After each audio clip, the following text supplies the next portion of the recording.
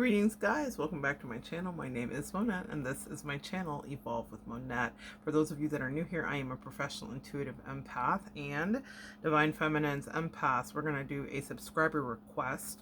I did have a subscriber named Rachel reach out to me and she asked me to make a video about the signs of a toxic friendship. Now, I have lots of videos up here about my own personal experience, but I wanted to make a hit list that goes a little bit more into what you might need to look for if you suspect that you're in a toxic friendship. This is a platonic friendship, okay? So this is your frenemy, a bestie, that kind of situation, okay, ladies? So let's dive into that here. So one of the first things that you will be able to suss out from these suspicious minds is that there's a whole lot of drama.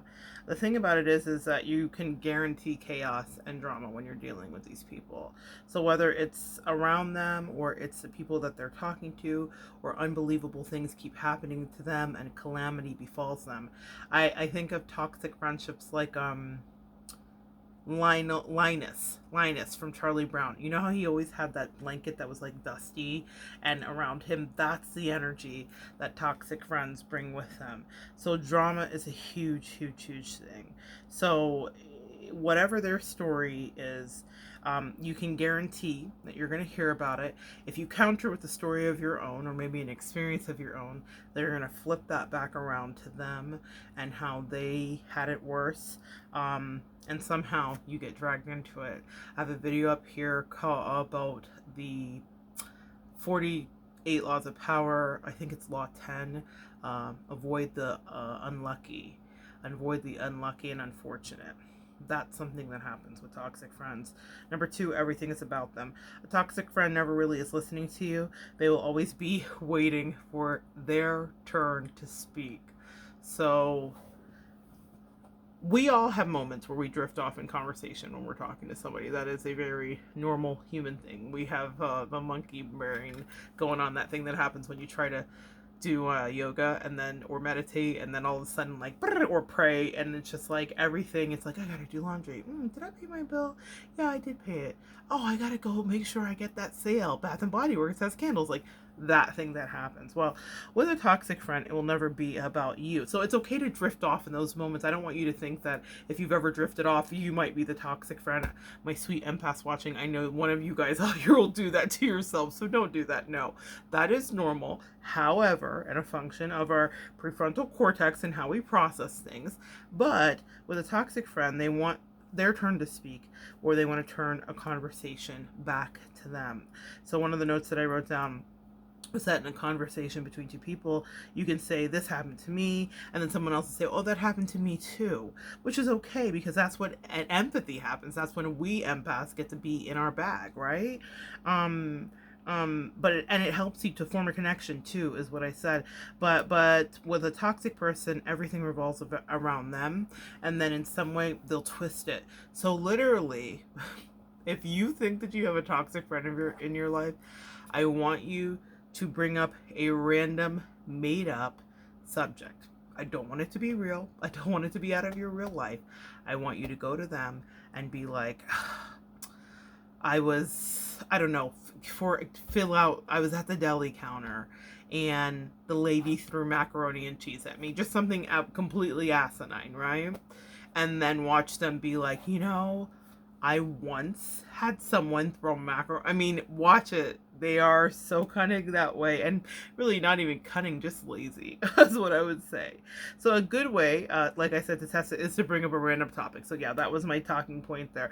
So they also can constantly put you down. Now this is interesting because if you have like a covert person in your life, or someone who is passive aggressive, if they're not an actual covert narcissist, they're passive aggressive. Though if they are a covert narc, that will be one and the same. They may not outright be like, I don't like your black shirt today, but they may do little jabs and little digs, okay? So they will often never compliment you. They'll never pick you up or congratulate you on your achievements. In fact, they're much more likely to kick you when you're down. And you'll realize you never act.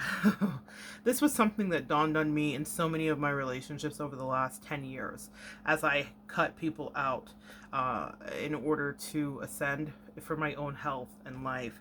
But you'll realize that they're never actually happy or relaxed. You'll realize that you are never happy or relaxed around them because they don't make you feel good about yourself.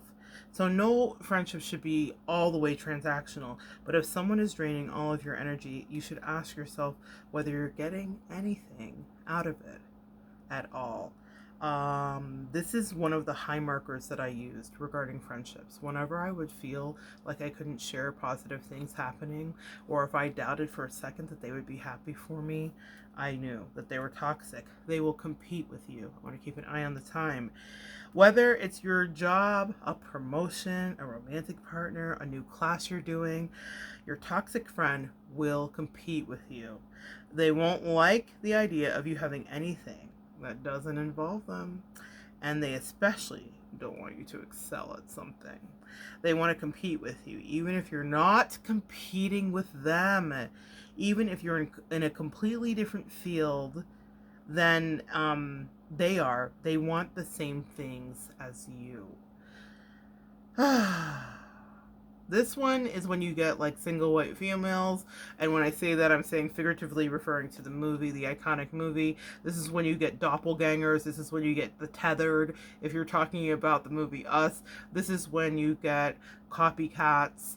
This is when you get someone that is. This was a new thing for me because I had not really experienced this. I have definitely gone through my own, like I said, ascension in the last decade, essentially. And in the last few years, I had a person competing with me, and I didn't even realize it till right till the end. I was like, "Oh, this is what this was about," it was hilarious to me, and not to be um, demeaning at all to her in a human shell form and her ambitions or whatever, but we aren't in the same lane. And I'm not just saying about our aptitude or ability. I'm talking about level of interest and whatever. It was very odd and peculiar that she had me in multiple competitions. It wasn't just about my profession. It was about so many things that shouldn't even have been there.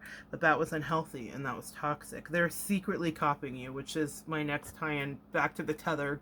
Okay, the competition can go one step further, and with a toxic person, it will start out when they mimic you.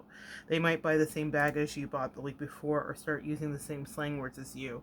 Now, I want to say something to this because when we're friends with each other, we will assimilate. If I watch a reader too much, I will notice that I will start to say some of her things, and I have to make like a cognitive effort not to do that because I really love authenticity and we all come up with our own thing. In the tarot community, there's all this drama all the time, unfortunately, because we're humans. Even though we're spiritual, we're still humans, about competition and this is my trademark and I've copyrighted this and I'm gonna come after you. There is nonstop drama. But what I realized is we do copy people that we think that we like, or we like what they do, or we emulate. In my life, I loved Oprah. So in my own way, I sought to emulate that until I realized that I had my own skill sets and my own gifts that were completely different than what Oprah had. But I was inspired. There's a difference between being inspired and being envious. Because jealousy is like thinking, why don't I have that? Envy is wanting what the other person has. So if you are dealing with someone who is doing that, don't automatically think they're toxic. That's why your discernment matters.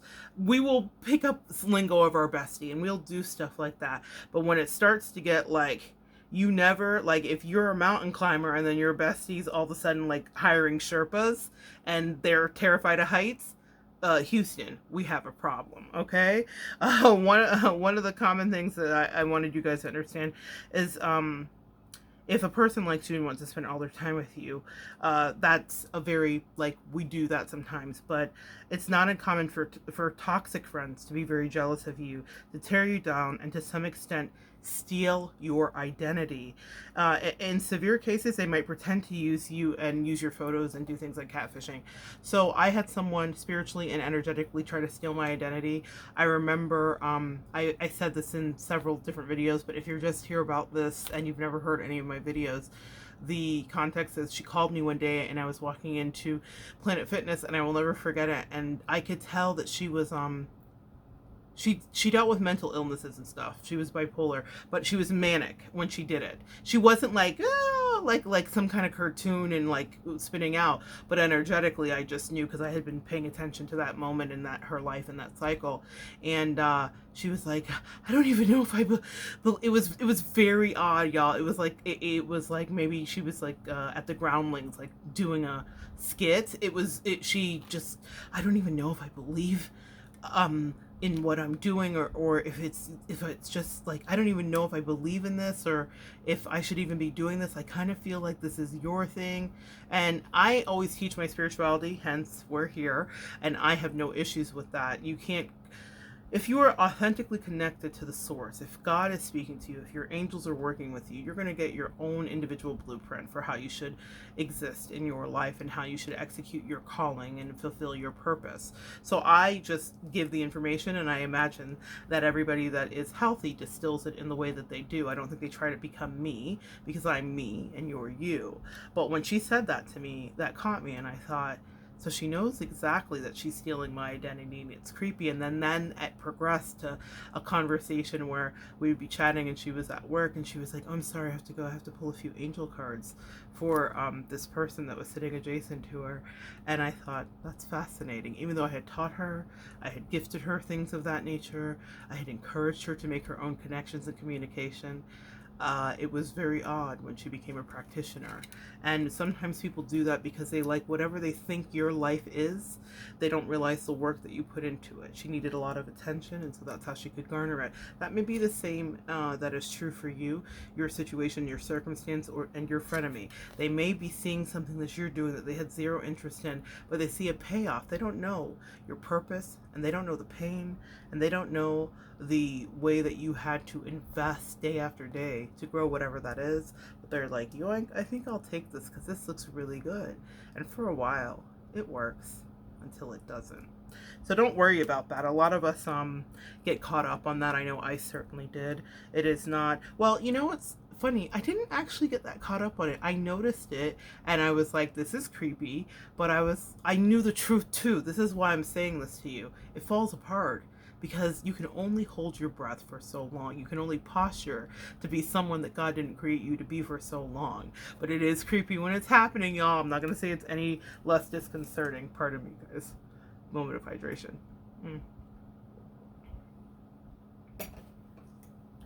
Number 6, they cross your boundaries. Toxic people do incredibly inappropriate things. There was a skit that I will never forget about Charlie Murphy, Dave Chappelle, and Rick James. F your couch. I'll see if I can connect it below now that Dave Chappelle now owns everything. Quick insert message here. When someone tells you you're crazy for behaving in a way, walking away from a thing, or going after a dream that everyone else in the world disagrees with you, Dave Chappelle had that experience. Everyone else in the world disagreed. And they said, how dare you walk away from almost $50 million from Comedy Central? He did it. And just in the last, I think, 6 months, the deal that he was trying to negotiate with them went through, and he also owns all of his work. Sometimes you have to be willing to be ostracized in order to come into your abundance, in order to come into your land of milk and honey. He stood on integrity. He stood on himself, and he walked away from everything at the height of its fame, when everybody else wrote articles and said he'd lost his mind. But we see, in fact, he is now, and he opines on all of our pop culture. He is seen as a wise sage. His comedy shows are no longer comedy, they're political commentary, and that's not bad. It's not a bad thing. We evolve. The funny Dave is always funny, but Dave is brilliant. He's a thinker. And my point in saying this must be a message for somebody here. Don't be afraid to walk away from something that seems like it could be instantaneously gratifying in order to cultivate the thing that will actually be part of your legacy. He now has his legacy, not just $50 million to sell his soul. Message.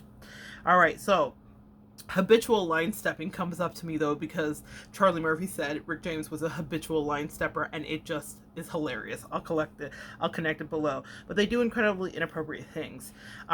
So they may come to your house and not call, and show up uninvited. They won't listen if you tell them something that you're doing makes them uncomfortable. So instead, they'll make you feel mean or crazy for even bringing it up. That's called gaslighting. For those of you on here that know, you know. They have no respect for your space and make you feel like you're abandoning them if you push back. Y'all, if I could have just read this one sentence, I could have saved myself years and years of trouble. All of these things happen to me, every single thing. If you've been on this channel, you understand. But I was so shocked at the gaslighting about the abandonment, and then also about the pushback when I was like, hey, this is my boundary, I don't like this, don't do this.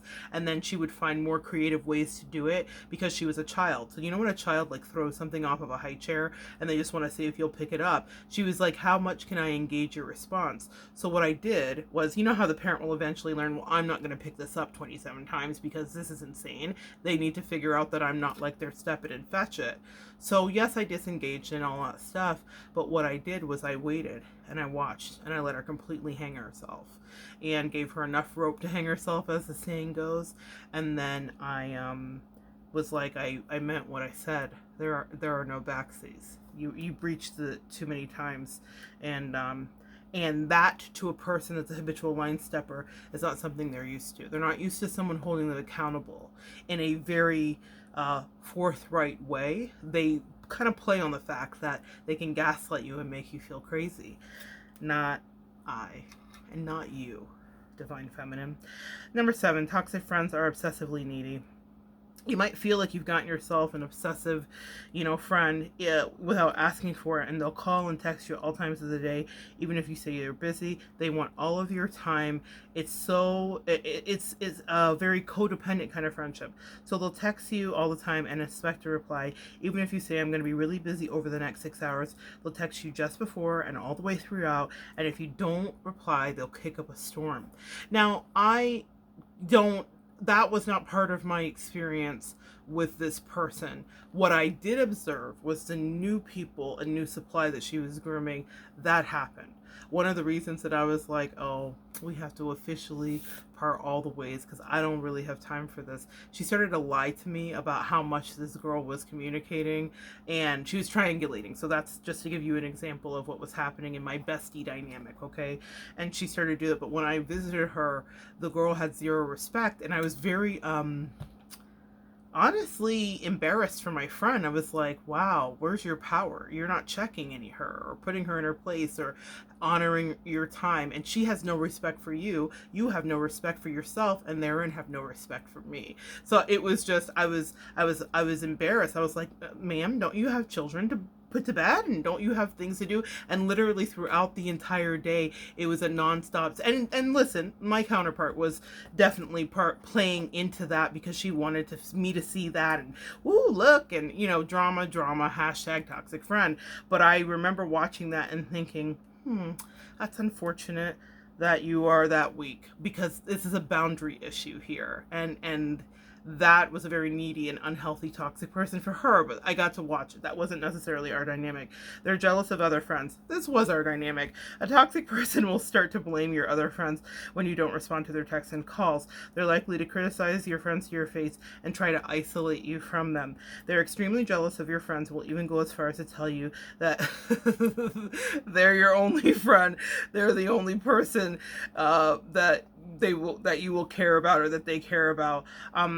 Even if you are on a date, they want you to kind of leave that date to come and attend to them. So, or even if you're spending time with your family or spending time with other friends, they want to understand their prominence and dominance in your life. So they'll test you and be like, will you abandon this to make me feel better immediately?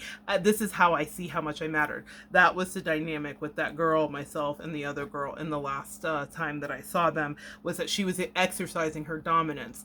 And the Leo in me was like, girl, you, not to even who she was triangulating me with, but with the person that was my person. Because see, a person outside of a relationship and toxic friends will triangulate, okay? So a person outside of a relationship can apply that kind of pressure, but anybody, I mean, it's kind of pimpology 101, put a bitch in their place. You know what I mean? Like, we all understand that there's seniority, there's tiers, there's dynamics, and if someone is incapable of doing it, they're doing it to affect you. Message, they want you to feel a way about that triangulated situation, or they are actually inept regarding their own boundaries and their own self-esteem. So while they may be posturing differently, they have none, or that would not have gone on.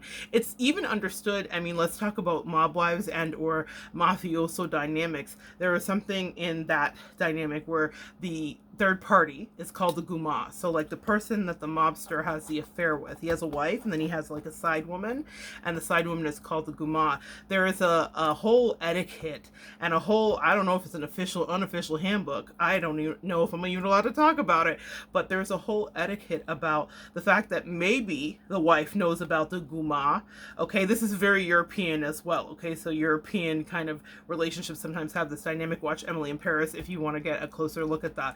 But the people know about the guma, but the guma dare not be officious and make herself known. There is a rule. There are rules about even how that goes. So I'm like, if people that are literally shooting people in the face at the end of their lives and doing all kinds of heinous crimes and money laundering understand that there's a precedence regarding even semi-faux, I don't even want to call it polyamorous, because there's no implicit consent.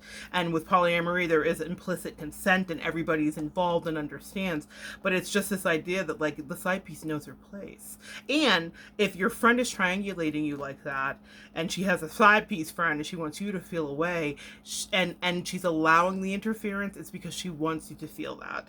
Okay, guys, so don't be like, well, what is this keep happening? No, y'all, it's happening because they want it. 9, you will feel responsible for them. So even though they are acting unreasonably and they are toxic, these people that are skilled at making people feel bad for them, excuse me, their guilt trip knows no bounds, because they have probably spun a lot of sob stories about how hard their life has been. The person in my life had a sob story, but don't we all? And both of our parents passed away about the same time in our life. She ended up with a really beautiful life in that she was adopted by lovely people. Well, lovely is relative, but she was given a beautiful life with a family that had a name in their day, right? And but she's still, the sob story was still the sob story. And it reminds me of Wayne Dyer, who grew up in an orphanage and was abandoned, didn't know his parents, and he turned into this thought leader for this kind of new age energy. And that was his story. It was his testimony, but he wasn't sobbing. There are many of us that come from impoverished states, situations, losses of parents, terrible abuse, and we evolve into kind, empathetic people. Toxic people will use that sob story to try to get you off your path so that they will engender your pity. Toxic people evoke pathos. They cause you to feel sorry for them. So if the thing about it is that they're doing this is because you have the sense of support, like you're a lighthouse for them, and if you collapse, then they'll collapse. If you decide to spend your time with someone else, what if they do something bad? If you don't answer them, what if they hurt themselves? Both of the toxic people that I had to deal with, I was dealing proximally with someone toxic because of my toxic person, and That one was always threatening suicide. She was always suicidal. Definitely a moment of the blind leading the blind. But the thing that was interesting was I always felt like she was a child that was dawdling off the edge of a cliff. I felt incredibly a heavy weight of responsibility for her, like she was my child. And there were some interesting parallels in the last few years as we were disconnecting. She was disconnecting energetically from her child. She was at that point where I think all mothers can get to, where your teenager turns into a teenager and you're like, who is this human that I birthed and I don't recognize anymore? So I will keep it mild there. I have some other opinions, but I will stay on track for the video. But she was having that, and she kept talking about how she was just ready for him to go and da da da da da and all of that stuff. And I certainly, again, have opinions. But what I will say is I was mirroring that energy with her. I was seeing her as my person that I was like, I don't know who you are anymore. I keep trying to get you from running off the edge of the cliff. You seem to want to jump off the side of the cliff. I guess I'm just let you go off the cliff.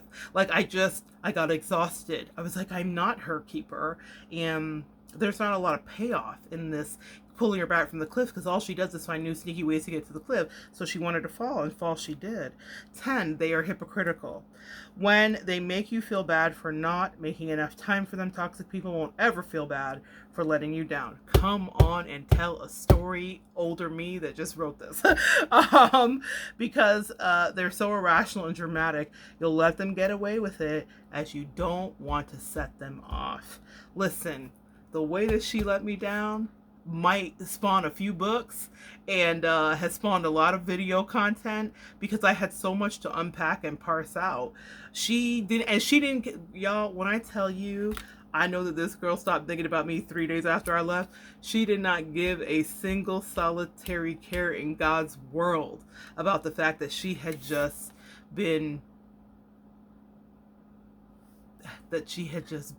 I'll leave it there. I'm trying to get better. They might owe you money, pretend that they never owed you, and rewrite history. They might have made promises to you, pretend that it never happened. They might have made advances. For some people that are dating, made advances to you, pretend it didn't happen. For those, and you guys have ever found yourself in that weirdy situationship, all of that stuff, you might feel irritated and angry, but because you don't want to trigger them and their difficulties, you take a step back. I certainly did that for a long time. I never held her. I remember a few times earlier, like about 10 years ago, we were friends for 20 years, holding her accountable for like little behaviors or whatever, and the pushback was so big and I hadn't fully come into myself. So I was just like, well, I'll just, it's just her way. If you find yourself saying that message, you might be in the grips of a toxic person or a narcissist. Okay, that's just how they are. Bullshit. We all have a way that we are, and we all figure out ways to evolve, and we all do what people allow us to do and get away with what we can get away with. And toxic people give you such a shitstorm because they don't want to change, and they like what they're getting away with, and they're very aware, fully cognizant. All right. 11, they lie to get sympathy. Toxic people tend to inflate their backstory, may play up the chaotic nature of their lives to get sympathy. They tell loads of stories that make no sense and they don't quite add up. They'll make you support and here's what I'm saying here. If you always make sure to still support a friend who constantly talks about drug use, alcohol problems, or abuse. Even the most toxic person might be secretly kind of hiding a call for help. This toxic person definitely was calling for help. She was crying out for help in her own way, whether she understands that or not. So that it's a fine line there, because a lot of it was gaslighting and a lot of it wasn't real for me. But what's your situation? I don't know. You have to kind of decide, are they being honest about this? Do they want help? Or if you are counseling someone about a toxic boyfriend or girlfriend that they have, or a husband or wife, and they keep talking about it, but they go back over and over and over, that's toxic energy, right? Then you're the crazy person. So there's just a lot to unpack there. 12, you're always set up for failure. This one's really important. I'm going to try to wrap it here at 30 minutes, guys. Putting on public displays of drama are a toxic person's favorite activity. If you haven't done anything obvious towards them in a while, they might set you up for failure. For example, they could say you promised to go to the cinema with them and you stood them up when the conversation never happened. They're very dramatic, so they might publicly shame you in a place by screaming and shouting at you, so you feel bad and put in your place.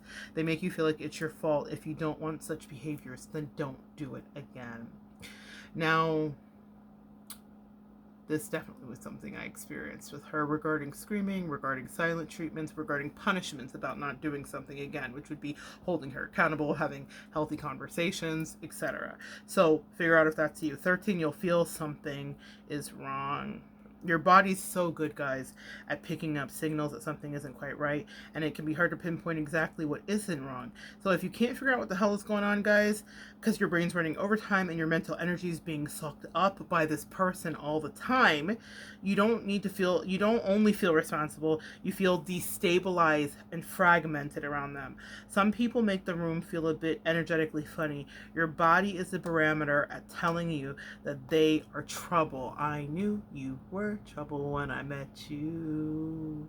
I remember things about initial meetings and things I thought that all came true. What are the things about the toxic person that you've known that's around you? We use those things to discern not just fault, but a way for us to escape. Because your life was not meant to be in dedication of a toxic person playing games. Amen? Amen. I love you guys so much. Please identify the people around you. Identify your own toxic traits. We all have a few. But do not let that narcissist, that hater, that frenemy gaslight you. Study to show thyself approved. And then you can escape and move on to better things.